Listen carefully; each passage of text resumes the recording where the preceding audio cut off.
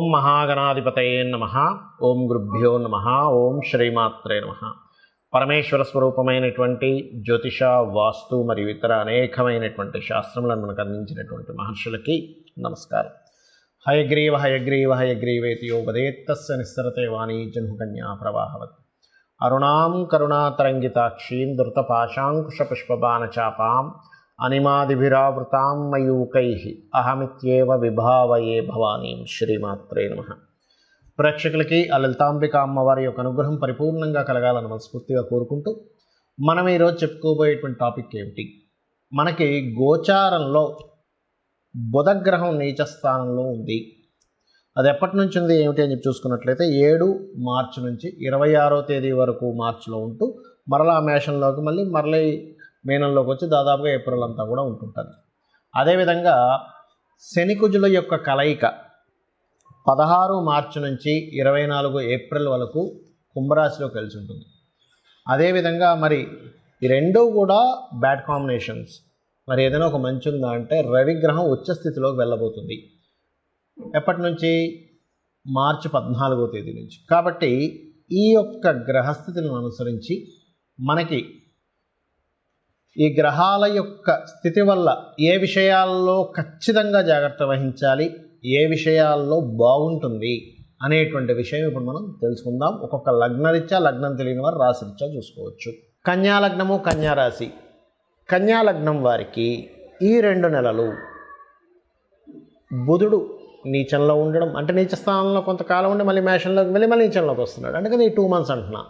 శనికుజుల కలయిక ఇది ఎఫెక్ట్ ఏమిటి? అదేవిధంగా రవి అష్టమంలో ఎగ్జాల్టెడ్ పొజిషన్లోకి వెళ్తున్నాడు. దీనివల్ల కలిగే మంచి ఫలితం ఏంటో చెప్తానండి మీకు. మొట్టమొదటిగా మీకు లగ్నాధిపతి అవుతాడండి బుధుడు. లగ్న దశమాధిపతి అంటారు. అంటే మీరు మీ యొక్క వృత్తి కారకుడు ఆయనే అవుతాడు, బుధుడే అవుతాడు. అందుకే మేనేజింగ్ బాగా చేయగలుగుతారు. బుధుడు ఈజ్ మేనేజింగ్ కారకుడు. అందుకే ఏ కన్యా లగ్నం వాళ్ళు తీసుకోండి, వాళ్ళు చక్కగా మేనేజ్ చేస్తారు. అంటే ఎన్ని పనులున్నా వాళ్ళకి మేనేజింగ్ స్కిల్స్ బాగుంటాయి. హడావిడెవరు, కంగారు పడరు, ఏముండదు. ఇది ఇది ఇది ఇది ఇది అంటే షార్ట్ లిస్ట్ చేసుకుంటారు. ఇన్ని పనులను ఎలా షార్ట్ లిస్ట్ చేసుకోవాలో మొత్తం చేసుకుంటారు. చక్కగా పనులు అయిపోతాయి.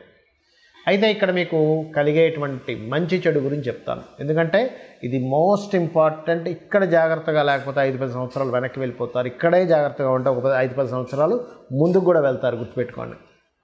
అదేంటో చెప్తా. మొట్టమొదటిగా మీకు 7వ స్థానంలో బుధుడు నీచ పొందుతున్నాడు. కాబట్టి మీ యొక్క బంధువర్గంలో వివాహం కోసం ప్రయత్నం చేసే విషయాల్లో బంధువర్గంలో జాగ్రత్తగా ఉండండి. అది దశమాధిపతి అయ్యాడు. కాబట్టి ఏమిటి, మీ జీవిత భాగస్వామి ద్వారానో మీ పార్ట్నర్స్ మూలంగానో మీ యొక్క జాబ్కి ఎఫెక్ట్ వచ్చే ఛాన్సెస్ ఉన్నాయి. It's very clear. ఈ విషయంలో జాగ్రత్తగా ఉండండి. అలాగే 6వ స్థానంలో శని కుజుల కలయిక.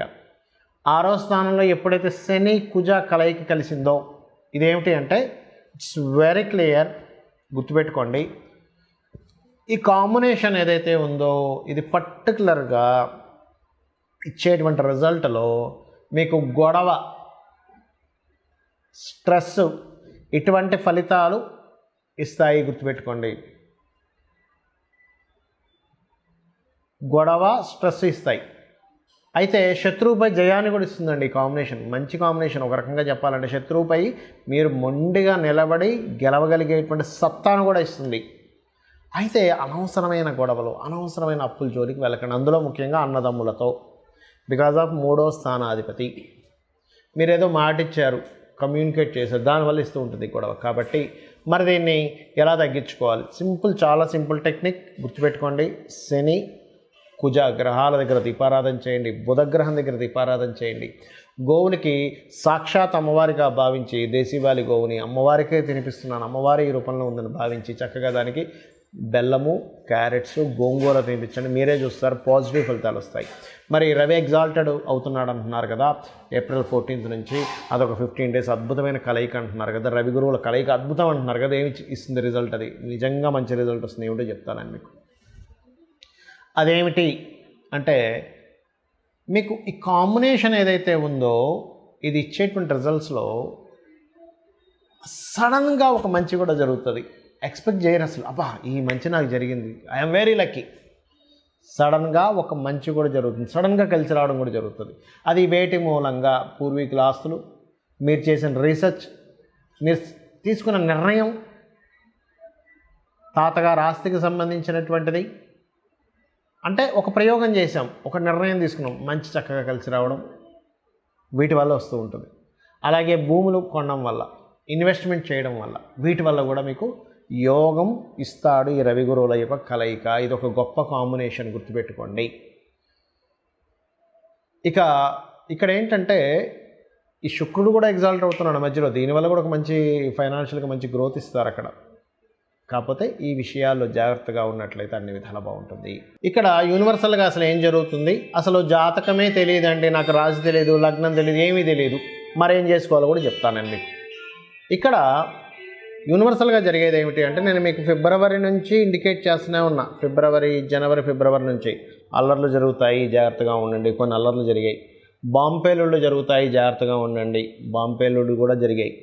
అదేవిధంగా సడన్ ఇన్సిడెంట్స్ జరుగుతాయి.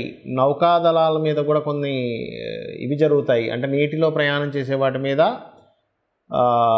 సడన్గా అటాక్స్ జరుగుతాయని చెప్పాను ఛానల్స్లో. అంటే అదేదో నా గొప్పతనం కాదండి, 1% కూడా నా గొప్పతనం కాదు, మహర్షులు మనకు అందించిన గొప్ప విజ్ఞానం అని చెప్తున్నా. ఇదంతా కూడా ఇదేదో మనం ఏదో చదివేసుకున్నాం ఆస్ట్రాలజీ, అందుకే నేను గొప్పగా చెప్పేశాను, ఇదంతా తప్పు. నా అలా అనుకుంటే కంప్లీట్గా సరస్వతీదేవికి మనం, సరస్వతి అమ్మవారు మనకు అనుగ్రహించి ఇచ్చింది అనేటువంటిది మనం అర్థం చేసుకోవాలి. ఆ మహర్షులు గొప్పతనం అర్థం చేసుకోవాలి. వాళ్ళ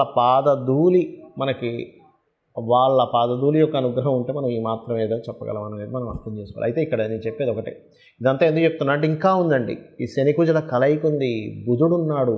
ఈ బుధుడు యూనివర్సల్గా ఏం చేస్తాడంటే, ఈ 2 నెలలు కూడా షేర్ మార్కెట్లో సడన్ అప్ అండ్ డౌన్స్ ఇస్తాడు. షేర్ మార్కెట్ గురించి బాగా తెలిసిన వాళ్ళు దీన్ని డబ్బు చేసుకునే వాళ్ళు ఉంటారు.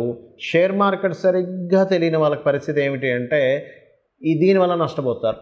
అంటే బాగా అనుభవం ఉన్న వాళ్ళు చూడండి, ఇప్పుడు మార్కెట్ ఉంది, ఈ పలానా సమయాల్లో రేట్లు తగ్గుతాయి కానీ ఒక నెల పోతే బాగా పెరుగుతాయని ఒక అంచనా ఉన్నవాడు ఏం చేస్తాడు, ఇప్పుడు కొనిపెట్టేసారా, నాకు తెలుసు 30 సంవత్సరాల ఎక్స్పీరియన్స్ ఉందంటాడు, కొంటాడు, పక్కన పెడతాడు, టక్కన రైజ్ అవుతుంది, అమ్ముతాడు, అప్పుడు బాగా డబ్బులు వస్తాయి. అలా ఏంటంటే షేర్ మార్కెట్లో విపరీతమైన ఫ్లక్చువేషన్స్ ఈ బుధుడు ఇవ్వనున్నాడు, చాలా జాగ్రత్తగా ఉండండి. ఇది అద్భుతమైన ధనయోగాన్ని ఇస్తుంది, అద్భుతంగా లోపలికి తీసుకెళ్ళిపోతుంది. సో ఫ్లక్చువేషన్ విపరీతంగా ఉండేటువంటి సమయం ఇది. ఇక రెండవది, ఇక్కడ రవి శనిని, కుజుణ్ణి, రాహుని దాటుకుంటూ తిరుగుతున్నాడు ఆయన. అసలు రాజకీయాల్లో మీరు మనకి స్వాతంత్రం వచ్చినప్పటి నుంచి ఇప్పటి వరకు చూడనటువంటి డిఫరెంట్ కోణాలు జరుగుతాయి దీనివల్ల. నేను ఇది ఫిబ్రవరి నుంచి చెప్పుకుంటూ వస్తున్నా, మరలా ఎందుకు గుర్తు చేస్తున్నా అంటే, గ్రహాల యొక్క ప్రభావం ఎలా ఉంది, ఎందుకు చెప్తున్నానంటే ఈ మాట, చాలామంది తెలియక ఈ రాజకీయ సంబంధించిన వాటి మీద కూడా బెట్టింగ్స్ కాస్తుంటారు. దయచేసి వాటి జోలికి వెళ్ళకండి, ఎందుకంటే బెట్టింగ్ రిలేటెడ్ సంబంధించినంత బుధుడు కారకత్వం, ఆయన నీచబడ్డాడు అంటే అయిపోయింది. కాబట్టి ఈ విషయాన్ని గుర్తుపెట్టుకోండి. అలాగే మరి రాశి నక్షత్రం తెలియని వారు ఏం చేయాలో అని చెప్తా అన్న, ఏమిటది అంటే, శని కుజులు కలయిక ఉండడం వల్ల చేసే జాబ్లో, చేసే ప్రతి జాబ్ దగ్గర ఏదో ఒక తెలియని ఒక ఘర్షణ, మార్పులు జరుగుతూ ఉంటాయి. Because of Saturn is the working nature and worker అనుకుంటే, కుజుడు ఈజ్ ఫైటింగ్, ఈ కలయిక ఉంది ఇక్కడ. అలాగే ప్రతి బిజినెస్లోని ఏదో తెలియని ఒక స్ట్రెస్ ఉంటుంది. కానీ ఈ స్ట్రెస్లు, ఈ బిజినెస్లు, ఎందుకంటే బిజినెస్ కారకుడు అయినటువంటి బుధుడు నీచ స్థానంలో ఉంటున్నాడు. కానీ ఈ కాంబినేషన్ ఏదైతే ఉందో గుర్తుపెట్టుకోండి, దీన్ని అర్థం చేసుకుంటూ ముందుకు వెళ్ళగలిగారా సూపర్గా ఉంటుంది. బిజినెస్లో కానీ జాబ్లో కానీ. మరి కేవలం అర్థం చేసుకుంటే సరిపోతుందా అంటే ఏమీ లేదు. సింపుల్ టెక్నిక్ ఒకటి చెప్తాను, ఇది కనుక మీరు చేయగలిగితే లోకం మొత్తం ఎలా ఉన్నా మీకు మాత్రం చాలా అద్భుతంగా ఉంటుంది. గుర్తుపెట్టుకోండి, ఈ టెక్నిక్ కనుక చేయగలిగితే ప్రపంచం మొత్తం ఏమైపోయినా మీకు మాత్రం బాగుంటుంది. అదేమిటో చెప్తాను చూడండి. మీకు దగ్గరలో గోశాల ఉందండి, సింపుల్గా ఏం లేదు, పిడికెడు బెల్లము, క్యారెట్లు, ఆ కూరల్లో సింపుల్గా గోంగూర కట్ట చక్కగా కట్ చేసి ఆ గోవు దగ్గరికి వెళ్ళి, దేశీవాలి గోవు సాక్షాత్ అమ్మవారి గోవు రూపంలో ఉందని భావించండి. అమ్మవారి రూపంలో ఉంది, అమ్మవారికి నేను తినిపిస్తున్నాను, నా అదృష్టం ఏంటనుకొని భావిస్తూ భక్తితో తినిపించండి. మీరే చూస్తారు పెద్ద ఆపద ఏదైతుందో ఆగిపోతుంది అక్కడికి. అమ్మవారి అనుగ్రహం ఉంటే ఆపద గీపద ఏమీ లేదు, అమ్మవారే చూసుకుంటుంది.